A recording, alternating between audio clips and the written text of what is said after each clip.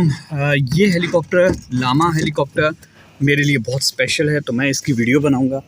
एक वीडियो मैंने पहले भी लामा हेलीकॉप्टर की बनाई थी, दैट वाज इन इंग्लिश, और it always attracts me. It's always great to see flying machines like these, they are real wonders. इसको अगर आप गौर से देखें, ये लामा हेलीकॉप्टर है, ये लामा हेलीकॉप्टर है। इसको अगर आप गौर से देखें तो आपको यूँ लगेगा it is a skeleton of a helicopter. अच्छा, ये स्केलेटन ऑफ अ हेलीकॉप्टर क्यों लगता है, हर चीज़ इसकी एक्सपोज्ड क्यों है, ये मैं आपको एक्सप्लेन करूँगा। देखें, वेट को कम से कम रखने के लिए कोशिश की गई। वेट को इसलिए कम से कम रखा गया,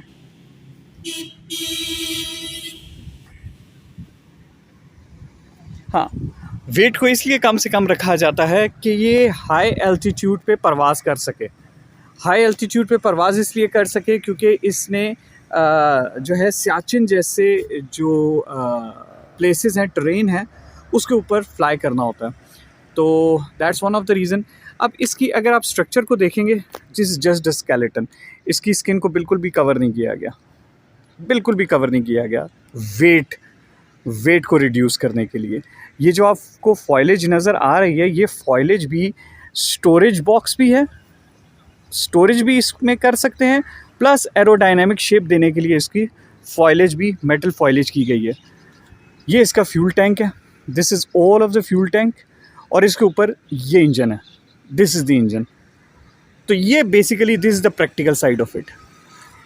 बेयर मिनिमम्स, अगर आप इसके कंट्रोल्स की तरफ देखेंगे, मैं इससे आगे तो नहीं आ सकता क्योंकि ज़ाहिर है इन्होंने एक हदबंदी की हुई है, तो I would respect that, I would not go any further. तो अगर आप इसके कंट्रोल्स की तरफ देखेंगे तो बेयर मिनिमम कंट्रोल्स जो कि फ़्लाइट और नेविगेशन के लिए रिक्वायर्ड हैं, वो तमाम के तमाम यहाँ पे मौजूद हैं। अब एवियोनिक्स मैं यहाँ से डिस्कस नहीं कर सकता, लेकिन अगर आप गौर कीजिए तो there are 2 people sitting in front, they are the pilots and co pilot, और यहाँ पे गुंजाइश है पीछे 3 लोगों को भी बिठाने की, लेकिन 2 can sit at the back as well. गौर कीजिए, लेट मी जूम इन। हाँ, तो बहुत ही क्रैम्प्ड स्पेस है, बहुत क्रैम्प्ड स्पेस है, लेकिन अगेन ये इसकी प्रैक्टिकलिटी इसी में है कि ये बहुत हल्का रहे, बहुत ही हल्का रहे, और हाई एल्टीट्यूड्स पे ये फ्लाई कर सके। ये देखें, ये एक वेंट है, air vent, this is an air vent, और एवियोनिक्स को कूल रखने के लिए और अंदर हवा देने के लिए। So again there is no air conditioning over here, तो this is the only air conditioning that they can get. यहाँ से देखते हैं, स्ट्रक्चरली सबसे जो इसकी मज़बूत चीज़ होगी वो है ये इसके ब्लेड्स, ये इसके blades, because they are picking the whole of the load, they are having the whole of the load of the helicopter on them. Stabilisers, ये भी आपको दिखाता हूँ कि किस तरीके से, ये मेन रोटर है, this is the main rotor, ये देखिए, ये आ गया main rotor. Main rotor is connected with the engine, और ये टरबाइन इंजन है, सिंगल टरबाइन इंजन है, और यहाँ से फिर जो सेकेंडरी रोटर शाफ्ट जा रही है वो सेकेंडरी रोटर को केटर कर रही है।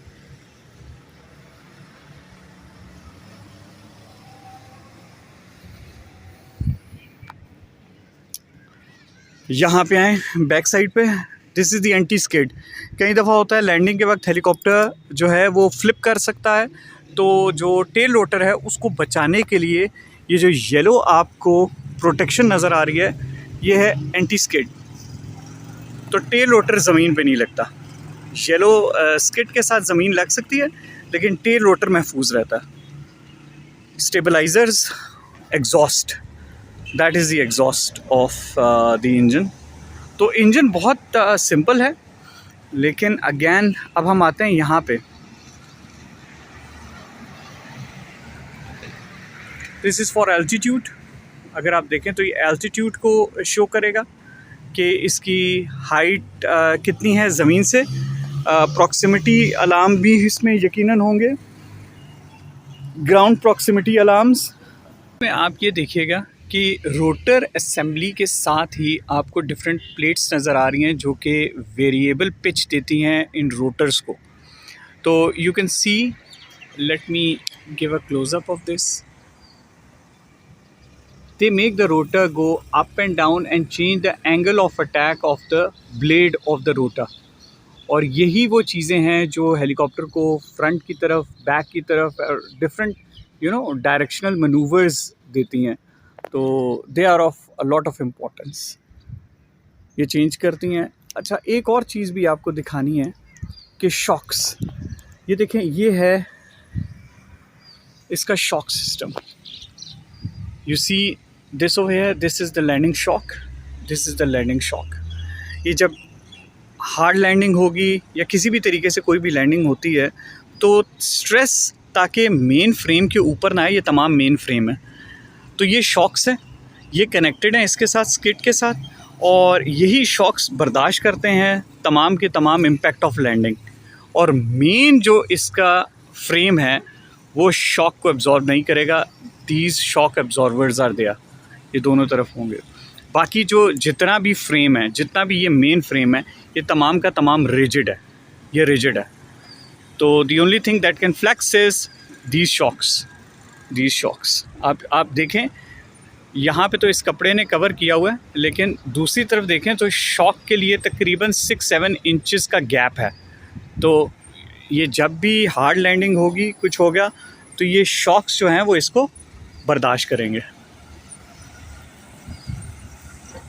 इंटरेस्टिंग चीज़ जो आपको दिखानी है वो है, अगर आप गौर कीजिए तो ये एक धागा सा लटका हुआ है।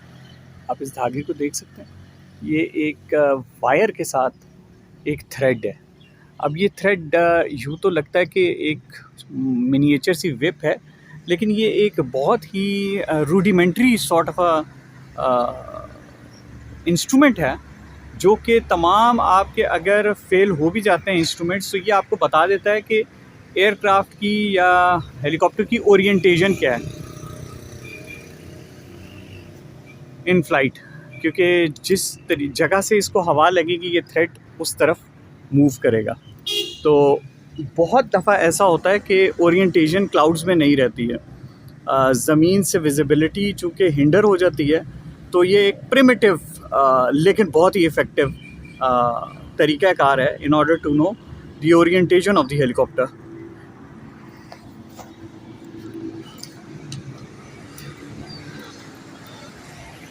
साथ ही धमियाल बेस है।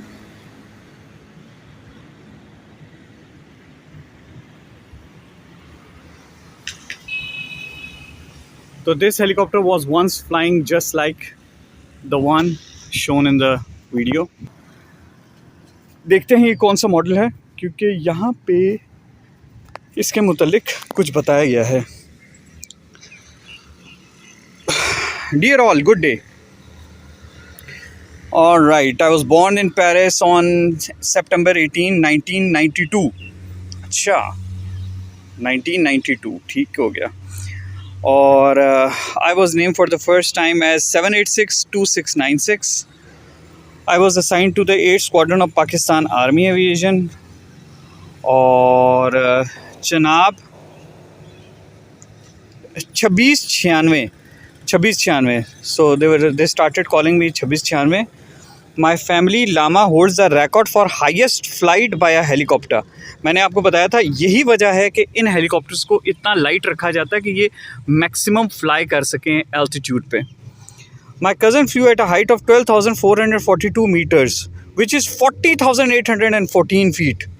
My God, it's quite a feat, क्योंकि इतनी ऊंची एल्टीट्यूड पे आपका प्रेशराइज्ड कैबिन ये नहीं है, तो किस तरीके से फ्लाई किया आई हैव नो आइडिया।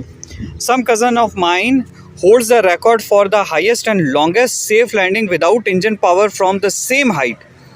तो ये मेरे ख्याल में वो इस लैंडिंग को क्या कहते हैं, rotor, it's not coming to my mind. Another cousin of mine had the distinction of slinging 5 soldiers underneath its belly and dropping them off at 23,000 feet high, dominant features at Siachen to block enemy advances. बहुत बड़ी बात है कि 5 soldiers को इस helicopter ने sling के ज़रिए 23,000 फीट तक पहुंचाया. On 3rd of July 2017, after 31 years and 10 months of flying for 4,281 hours, I made my last landing and was sent to storage at Qasim Army Aviation Base. ठीक है, चलें बाकी तो इस हेलीकॉप्टर ने स्लिंग के ज़रिए, अब यहाँ पे कोई हुक होगी, स्लिंग के ज़रिए 5 सोल्जर्स को एक हाइट पे उतारा. और what a courageous sort of feet it would be like. बहुत ज़बरदस्त. तो ये एक ब्रीफ था लामा हेलीकॉप्टर्स का. आप अगर गौर कीजिए तो इस पे सबसे जो इम्पोर्टेंट चीज़ वो दिख रही है, ये अगर आप इसके स्ट्रक्चर की तरफ देखें तो ये जो ब्लैक प्लेट है, ये तो प्लेट होल्ड कर रही है इस हेलीकॉप्टर को. लेकिन गौर कीजिए इससे नीचे तमाम का तमाम जो मैकेनिज़्म है, ये स्ट्रक्चर्स हैं, ये स्ट्रट्स हैं, ये तमाम के तमाम they are like skeleton of a helicopter. लेकिन यही इसको बहुत इम्पॉर्टेंट बनाते हैं. इसके तमाम एवियोनिक्स, इसके तमाम सिस्टम, सब कुछ एक्सपोज्ड है, सब कुछ एक्सपोज्ड है, ताकि 1 पाउंड भी मेटल विदाउट एनी पर्पज़ ना ऐड किया जाए. अगर आप इसके कंट्रोल्स को भी देखें, इसकी सीट्स को देखें, इसके पाइप्स को देखें, इसके वज़न को ख़त्म करने के लिए सब कुछ किया गया है. ये यहाँ पे पाँव रख के ऊपर जाया जाता है. तो that's it, that's the Lama. 4,000 hours of flying, quite a lot. Navigational instruments for radio signals. वो ओपनिंग देख रहे हैं, वो भी एयर वेंट है. This is basically air went.